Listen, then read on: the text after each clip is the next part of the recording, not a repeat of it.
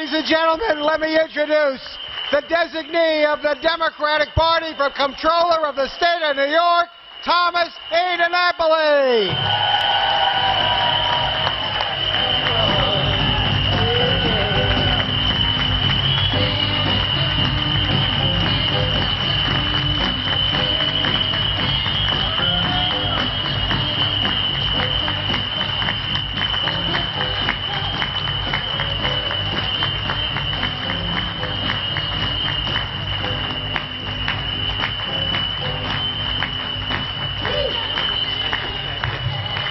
Hey, everybody. Wow, thank you very, very much. Thank you, Chair Jay Jacobs, Vice Chair June O'Neill, Temporary Chair, my Supervisor, John Kamen. Thank you to our great City Controller, John Liu. Isn't he fabulous? Thank you for that nomination. Thank you, Supervisor Steve Malone, my Long Island colleague. Give Steve a round of applause. And the great Barbara Fiala from the great county of Broome, our great county executive. Thank you, Barbara. Give her a round of applause as well. And thank you, New York Democrats, for making this a great day. I'm grateful for your support, and I salute your commitment to moving our great state forward. It's a commitment I share with each and every one of you. You've made this a proud moment for me and for my family. My father couldn't be here today. As some of you know, he's been going through chemotherapy, and we thought it best for him to stay home. But I've been thinking a lot about my dad, thinking that I wouldn't be at this point in my life receiving your designation for Comptroller if he wasn't the person that he is. I've been thinking about the lessons that my father and my mother taught me, not so much by what they said, but by how they lived. Honestly, ethically, believing in hard work and in doing the right thing, the values of everyday people. My father served in World War II. After the war, he worked as a cable splicer for the phone company. For a time, he was a shop steward at CWA. Eventually, he became a foreman. My mom was a civil servant, a records clerk for the county police department. My parents were the children of immigrants, proud of their high school education, and they understood what it meant to play by the rules. They believed in their community, their church, and their government. They worked hard to give their children a better life. Their story may sound typical, but that doesn't make it ordinary. There are millions of everyday New Yorkers just like Nick and Adeline Dinapoli. Extraordinary people confronting the real challenges of everyday life. That's what everyday New Yorkers do, face up to challenges and succeed.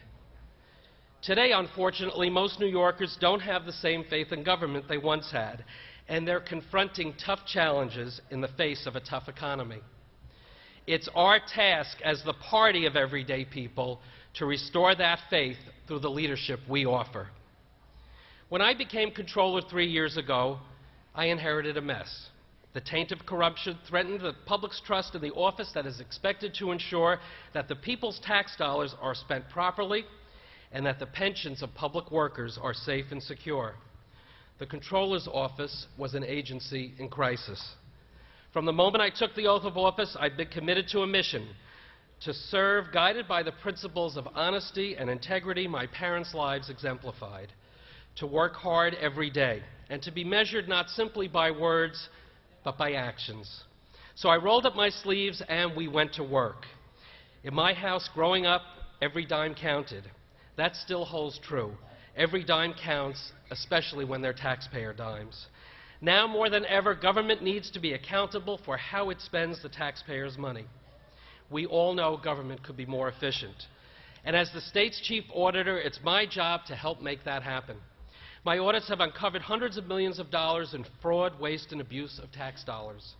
From $600 million stranded in school district reserve accounts, to auditing Medicaid, to stop abuses like paying out-of-state hospitals $5,000 for a $500 medical procedure, to auditing the MTA and finding it's wasting millions on jet fuel for commuter buses, our audits have put a spotlight on government spending to save taxpayer dollars. We've worked with law enforcement officials around the state to help track down fraud. We stopped tax sheets from getting paid for fraudulent returns. We exposed a state employee who was paid for working full-time even though he hadn't worked on Fridays for 17 years. This guy gave a whole new meaning to casual Fridays. He just didn't dress down. He never showed up. Now, these are tough times, as we all know. Families all across New York are already tightening their belts, and they're already paying too much in taxes.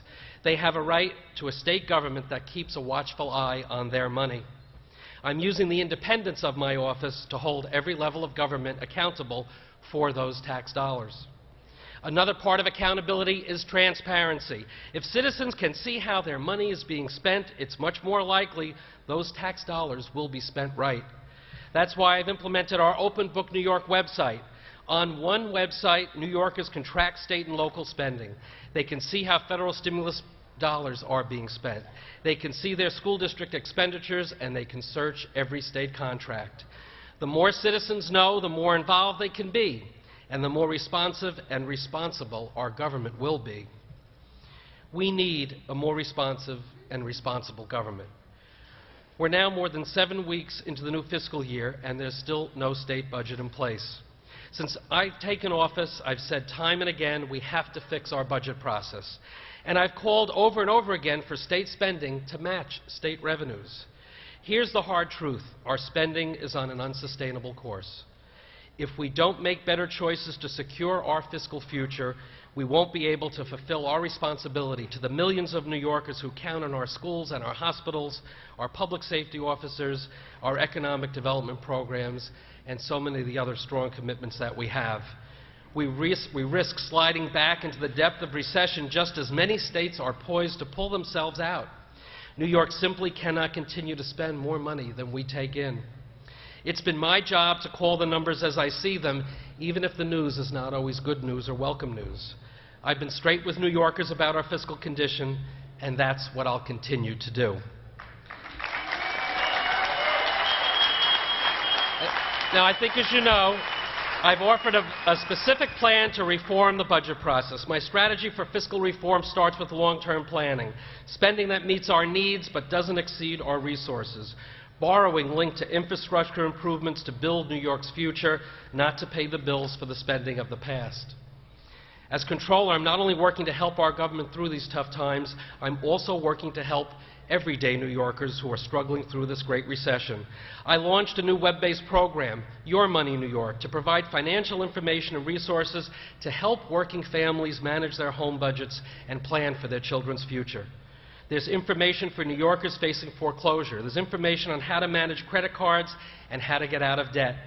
There are pages dedicated to children, to seniors, to women, to veterans, to small businesses, to those with special needs. There's information for victims of domestic violence to help them escape the cycle of poverty that is so often the extra price they pay beyond the physical suffering. Your Money New York is a good tool to help New York families get through these bad times. The most severe problem I faced when I became Comptroller was abuse of the pension fund. The prior administration violated the trust of 1 million members of the retirement system. There were ethical abuses and criminal behavior. No one could have imagined the depth of the problem. At every turn, another problem, another failure, another abuse turned up. And at every turn, I've made the changes to stop those problems and abuses from happening again. We've instituted tough new ethics rules to root out fraud and corruption. We banned gifts to employees. We banned lobbyists and placement agents from participating in pension fund investments. We banned pay-to-play campaign contributions. We adopted a code of conduct for firms that want to do business with our fund. I brought in new leadership to manage the pension fund, a team committed to ethics and accountability. We've increased transparency and openness. I've worked with the SEC, the Attorney General's Office, and the State Insurance Department to ensure our fund is the best managed, most ethical public pension fund in the nation.